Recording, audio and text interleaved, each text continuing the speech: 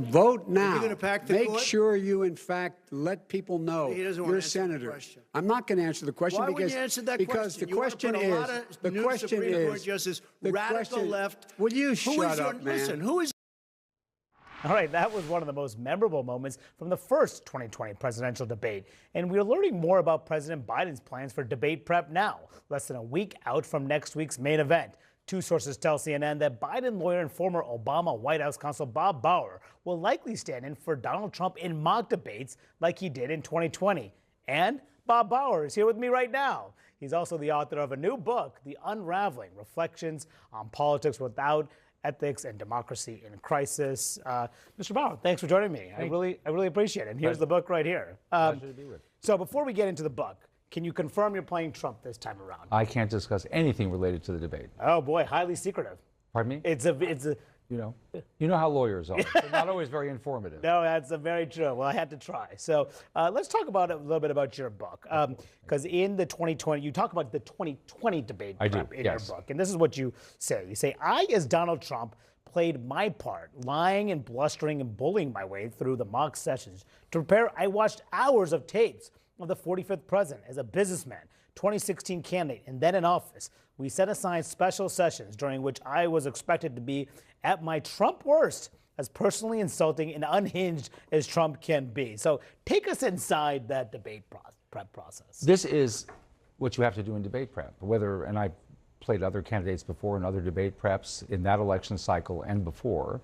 And the requirement for doing it effectively, and I'm not saying I did it effectively all the time, but the requirement is to so immerse yourself in what the opposing candidate has said, the style of argument they've used, the tone that they've deployed, that you recreate as well as you can for the candidate you're helping what the experience of debating with that candidate will be like.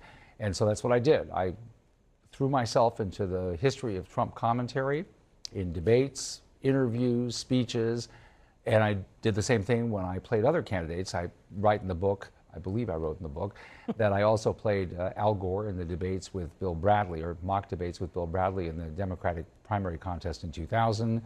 And I've done other candidates as well, and the approach is always the same. Do you do a Trump impression? Do you sound like Donald Trump, or do you talk in your normal voice? Whenever you do this, you want to strike a balance between trying to approximate the experience, but it's not an opportunity for theatrics. That's a distraction.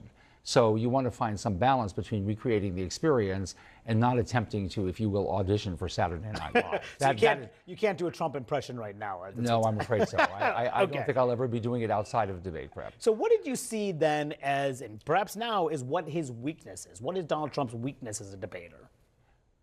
I don't know that I really should speak to that. What you do try to do is not so much anticipate what the response would be, but just put that candidate forward in the most realistic possible way.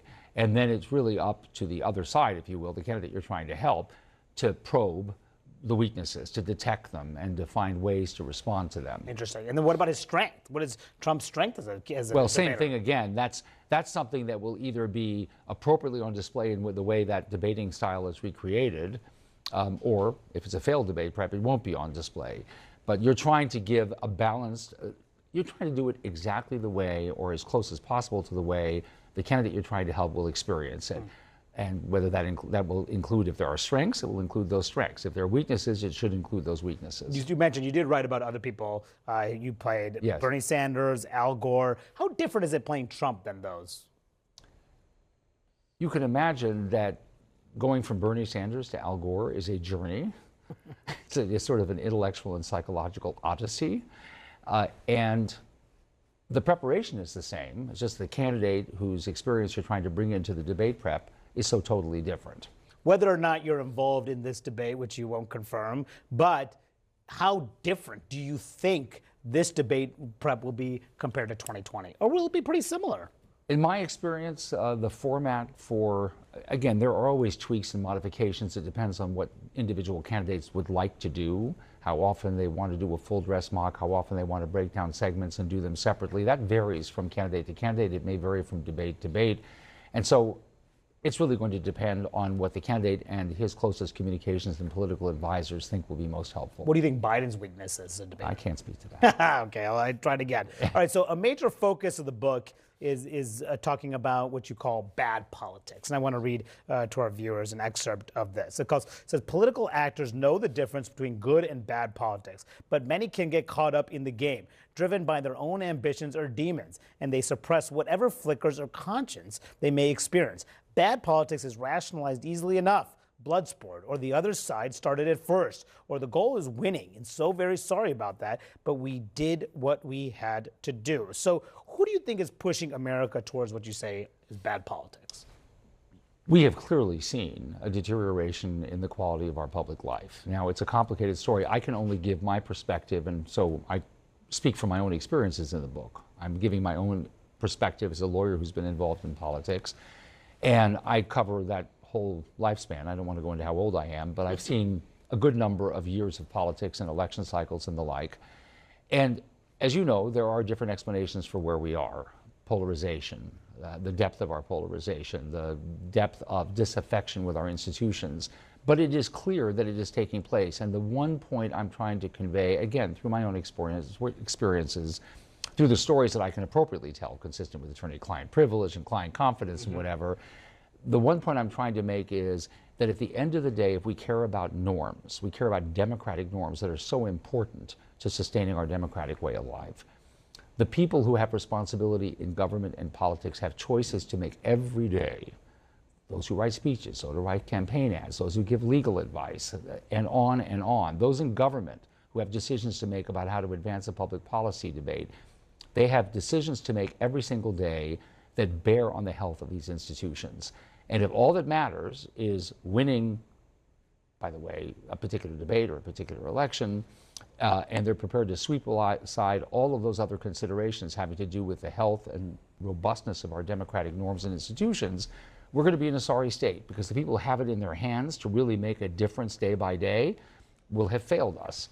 And that is a profound concern. We're going to slide from a democratic politics, small d, to a democratic anti-politics. How does this, we're waiting, of course, for this ruling coming from the Supreme Court about former President Trump asking for total immunity here. How does that ruling impact what you call the unraveling of our politics?